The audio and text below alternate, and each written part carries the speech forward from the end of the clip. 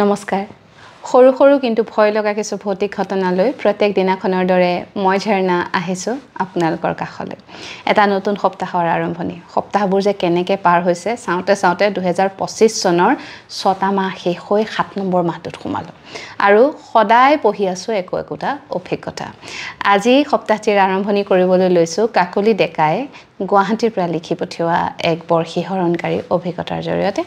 আৰু এই অভিজ্ঞতা আপোনালোকৰ আগত বিৱৰি কৰাৰ আগতে অনুৰোধ কৰিছো যদিহে আপুনি মোৰ ইউটিউব চেনেলটো এতিয়া সাবস্ক্ৰাইব কৰা নাই যদি বেয়া নাপায় সাবস্ক্ৰাইব কৰি থব ইনষ্টাগ্ৰামত থকা একাউণ্টটো ফলো কৰিবলৈ নাপাহৰিব আৰু ফেচবুকৰ পেজখনো যদি এতিয়ালৈকে ফলো কৰা নাই তাকো কৰি থব যাতে মোৰ ভিডিঅ'বোৰ অহাৰ লগে লগে আপোনালোকে এটা নটিফিকেশন পায় অলপ আগতে ভন্টি এজনীয়ে ফোন কৰিছিলে প্ৰিয়াক্ষী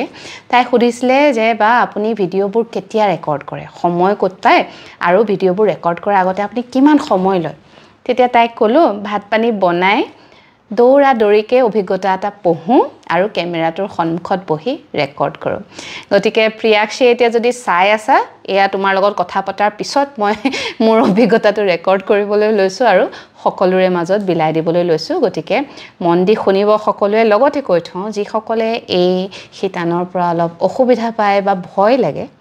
তেনেহলে এই শিতানৰ পৰা আপোনালোক বিৰত থাকিব বা প্ৰিয়াক্ষীহতে কৰাৰ দৰে তাইৰো বিৰাট ভয় লাগে বোলে তাই দিনৰ ভাগত শুনে অভিজ্ঞতাবোৰ গতিকে আপুনিও তেনেকুৱা কৰিব পাৰে আচ্ছা কথা বহুত কলো এতিয়া আগবাঢ়ো আজিৰ অভিজ্ঞতাটোৰ ফালে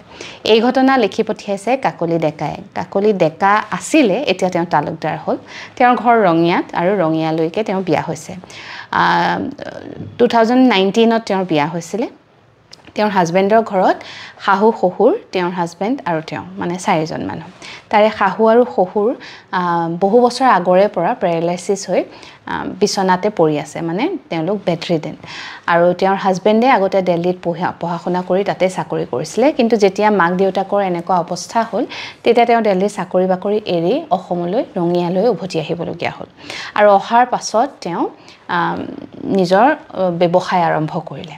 গতিকে 2019ত যেতিয়া তেওঁলোকৰ বিয়া হ'ল তাৰ পিছত শাহু শহুৰৰ গোটেই দায়িত্ব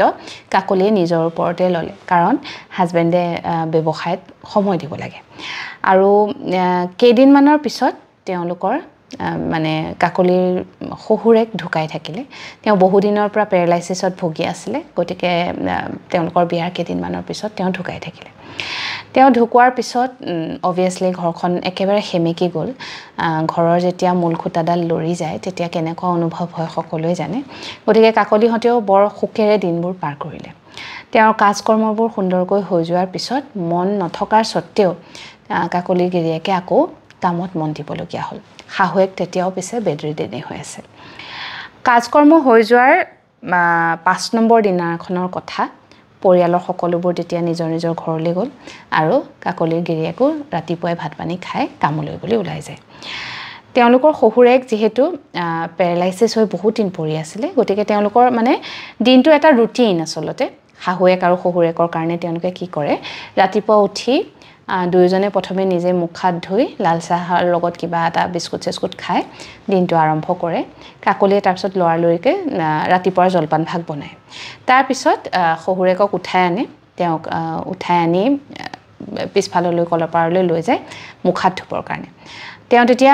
বহি মুখ ধুৱে তেওঁ তলৰ সাইডটো পেৰালাইসিস তেওঁক তাতে টুল এখনত বহাই দিয়ে বহি মুখ ধুৱে মুখ হাত ধোৱাৰ পিছত তেওঁক আকৌ ধৰি নি আগফালৰ আৰামী চকীখনত বহাই দিয়ে গৈ আৰু তাৰ পিছত আকৌ শাহুৱেককো একেদৰে পিছফালে নি মুখ হাত ধুৱাই তেওঁ আকৌ বাওঁ হাতখন পেৰালাইসিস গতিকে তেওঁ খোজ কাঢ়িব পাৰে কিন্তু ধৰি দিব লাগে তেওঁকো মুখ হাত ধুৱাই মেলি আকৌ ৰাতিপুৱা মানে আগফালৰ বাৰান্দাত বহুৱাই দিয়ে দুজন শাহু শহুৰ তাত বহুৱাৰ পিছত তেওঁলোকে জলপান লৈ আহে আৰু শাহু শহুৰৰ লগতে বহি পেলাই তেওঁলোকে খায় হেতুৱে তেওঁলোকৰ দিনৰ ৰুটিন তাৰ পিছত শাহু শহুৰ বহুত দেৰিলৈকে দিনৰ মানে তাতে বাৰান্দাতে বহি থাকে আৰু দুপৰীয়া সাজ হোৱাৰ পিছত তেওঁক ভিতৰলৈ আনি দুপৰীয়া সাজ খুৱাই আকৌ বিছনাত মানে ৰেষ্ট ল'বৰ কাৰণে দি দিয়ে তেনেদৰে দিনবোৰ চলি আছিল কিন্তু শহুৰেক ঢুকুৱাৰ পিছত শাহুৱেকেও বাৰান্দাত বহাটো বন্ধ কৰিলে তেওঁ মনচনবোৰ বেয়া লাগি থাকে তেওঁ বিছনাতে থাকে 5 নম্বৰ দিনাখন তেতিয়া কাকলিৰ হাজবেণ্ড অফিচলৈ মানে কামলৈ বুলি ওলাই গৈছে তাৰ পিছত তাই বৰকৈ আকৌ টোপনি ধৰিলে মানে ভাগৰো লাগি আছে গোটেই কাজ কৰ্মবোৰত খাটি থকাৰ কাৰণে গতিকে তাই ভাবিলে অলপ শুই লওঁ শাহুৱেকো শুই আছে তাই শুই আছে তেতিয়া তাই পিছফালে শহুৰেকৰ গলককাৰীৰ শব্দ শুনিছে শহুৰেকে মানে মুখ ধুওঁতে বিৰাট শব্দ কৰি কৰি গাৰ্গল কৰিছিলে আৰু সেই গাৰ্গলটো বহুত দূৰৰ পৰা শুনা পায় সেই একেই গাৰ্গলটো তাই শুনা পাইছে শুনা পোৱাৰ লগে লগে তাই জাপ মাৰি উঠিছে বিৰাট তাই লাজ লাগিছে মানে তাই ভাবিছে ইছৰাম দেউতা উঠিলে অথচ মই শুই আছোঁ কি যে হ'ব এতিয়া সেই বুলি তাই দৌৰা দৌৰিকৈ পিছফাললৈ গৈছে দেখিছে শহুৰেকে মুখ ধুই আছে তেতিয়া তাই ক'লে দেউতা আপুনি উঠিলে আপুনিতো মোক মাতিব পাৰে তেতিয়া তাইক আকৌ আইজনী বুলি মাতে তেতিয়া ক'লে নাই উঠিছোঁ এইমাত্ৰ তাই দৌৰা দৌৰিকৈ পাকঘৰলৈ গ'ল তাই মানে কি হ'ল পাহৰিলে তাই দেখিছে শহুৰেক উঠিছে তাই দৌৰা দৌৰিকৈ পাকঘৰলৈ গৈ লাল চাহ বনাইছে লগতে শহুৰেকে খোৱা জলপানটো দৌৰা দৌৰিকৈ বনাইছে তেতিয়া মুখ ধুই আহি শহুৰেকে তাইক কৈছে আইজনী জলপান হ'লনে তেতিয়া তাই কৈছে হৈছে দেউতা আপুনি বাহিৰতে বহক দেউতা গৈ বহিলেগৈ বাহিৰত তাৰপিছত তাই জলপান ভাগ আৰু লাল চাহ বাতিটো নি শহুৰেকৰ মানে ওচৰতে থকা টেবুলখনত থলে তেওঁ ধুনীয়াকৈ জলপানখিনি খাইছে কাকলিয়ে গোটেইখিনি চাই আছে থিয় হৈ শহুৰেকে জলপান খাইছে তাই মানে মনটো বিৰাট ভাল দেউতা আজি ইমান ধুনীয়াকৈ খাইছে আৰু দেউতা গা চাবোৰো দেখোন ভাল হ'ল ধুনীয়াকৈ তেওঁ মানে হাত ভৰি লৰায়ো আছে বৰ সুন্দৰ একদম বগা শুভ্ৰ কাপোৰ এযোৰ পিন্ধি আছে আৰু জলপান ভাগ বৰ ধুনীয়াকৈ খাইছে তাৰপিছত তেওঁ চাহখিনিও বৰ ধুনীয়াকৈ খাইছে আৰু শেষৰ ঢোকা চাহ খাই উঠাৰ পিছত তেওঁ মানে বোৱাৰীয়েকক কৈছে আইজনী আজি বৰ ভাল লাগিলে বহুত দিনৰ মূৰত খালোঁ এতিয়া মই যাওঁ দে সেই বুলি কৈ মানুহজন চকুৰ আগতে অদৃশ্য হৈ গৈছে কাকলিৰ শহুৰেক যেতিয়া তেওঁৰ চকুৰ আগতে অদৃশ্য হৈ গ'ল তেতিয়াহে কাকলিৰ মানে আকৌ হুচটো ঘূৰাই আহিছে যে কি হ'ল তাইৰ লগত শহুৰেক ঢুকুৱাটো আজি মানে 18 দিন হ'ল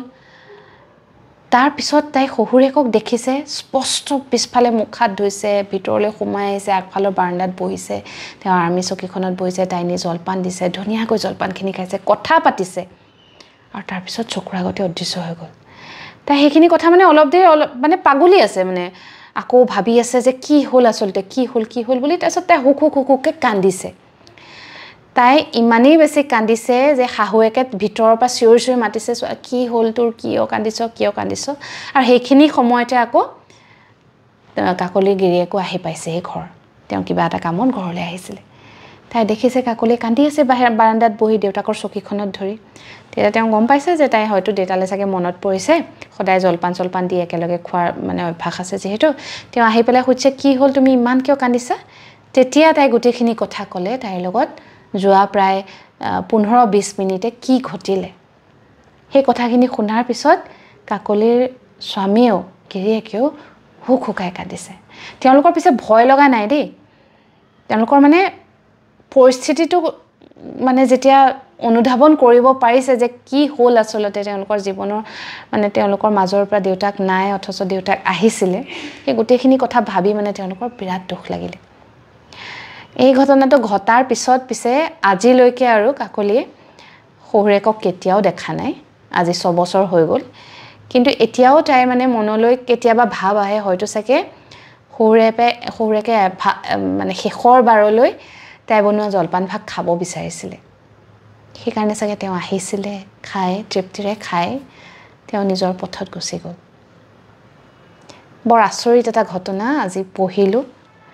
আৰু আপোনালোকৰ আগত ব্যক্ত কৰিলোঁ এনেকুৱা অভিজ্ঞতাবোৰ হয় আচলতে এতিয়া মই পঢ়ি থাকোঁতে মোৰো এটা সৰু ইনচিডেণ্ট মনত পৰিছে মোৰ দেউতা ঢুকুৱাৰ পিছত মই তেতিয়া প্ৰেগনেণ্ট আছিলোঁ বেংগলোৰত থাকোঁ আৰু মই তেওঁক শেষৰ বাৰলৈ দেখা নাপালোঁ আৰু মই যিহেতু দৌৰা দৌৰিকৈ যাবও নোৱাৰোঁ গতিকে দেউতাৰ মানে শটো মোৰ কাৰণে নেৰাখিলে দেউতাৰ মানে শেষ কৃত্যটো কৰিলে তাৰপিছত সকাম নিকাম হৈ গ'ল মই আকৌ বেংগলোৰলৈ উভতি আহিলোঁ তাৰপিছত মোৰ ল'ৰাটো জন্ম হ'ল এদিন মই দেউতাক দেখিছোঁ সপোনত দেখিছোঁ দেই এনেকৈ ক'তো মানে বাহিৰত স্পষ্টকৈ দেখা নাই সপোনত দেখিছোঁ আৰু দেউতাই তেতিয়া কৈছে যে মা তুমি যে ল'ৰাটোক দিয়া ঠাণ্ডা গাখীৰ গিলাচ মোকো দিবাচোন মোৰো খাব মন আছে মই আকৌ মানে ৰঙক তেতিয়া সৰু আছিলে ন তাক মানে গাখীৰ একদম ঠাণ্ডা কৰি পেলাই খুৱাওঁ সেইটো দেখাৰ পিছত মোৰ ইমান বেছি বেয়া লাগিলে দেউতাক শেষলৈ মই হয়তো চাগে একো খুৱাব নোৱাৰিলোঁ কাৰণে দেউতাই তেনেকৈ মোক দেখা দিছে তাৰপিছত মাক কথাটো ক'লোঁ ফোন কৰি মায়ে তেতিয়া মন্দিৰত গৈ গাখীৰ দান দিবলৈ ক'লে আৰু মই তেতিয়া গাখীৰ দান দি আহিলোঁ আৰু তাৰ পিছত আজিলৈকে আৰু দেউতাক কেতিয়াও দেখা নাই এনেকুৱা হয় আচলতে নিজৰ প্ৰিয়জন যেতিয়া অকস্মাতে নিজৰ মাজৰ পৰা গুচি যায় তেতিয়া তেওঁলোকৰ মনৰ শেষ ইচ্ছাটো কেতিয়াবা প্ৰকাশ কৰে মোৰ দৰে কাকলিৰ দৰে আপোনালোকৰ জীৱনত কেতিয়াবা এনেকুৱা হৈছে নেকি জনাবচোন জনাবৰ কাৰণে ভিডিঅ'টোৰ তলত কমেণ্ট কৰিবলৈ নাপাহৰিব লগতে আপোনাৰ যদি কিবা অভিজ্ঞতা আছে যেটো মোৰ লগত আপুনি শ্বেয়াৰ কৰিব বিচাৰে তেনেহলে মোৰ মেছেঞ্জাৰত গৈ এটা মেছেজ কৰিব আৰু লগতে কৈ থওঁ মোৰ যিখন কিতাপ ই-বুক সেইখন উপলব্ধ www.rong.digital এই ৱেবছাইটটোত গৈ rong.digitalলৈ গৈ আপোনালোকে ই-বুক বুলি বিচাৰিলেই সৰু সৰু কিন্তু ভয় লগা মোৰ ভৌতিক ঘটনাৰ প্ৰথমখন সংকলন বিচাৰি পাব পঢ়ি পিছে জনাবলৈ নাপাহৰিব কেনেকৈ পালে লগতে আজিৰ এই ঘটনা ইয়াতে সামৰিছোঁ কাইলৈ নিশা এক নতুন অভিজ্ঞতা লৈ আপোনাৰ কাষ চাপিম এতিয়ালৈ আহিছোঁ শুভৰাত্ৰি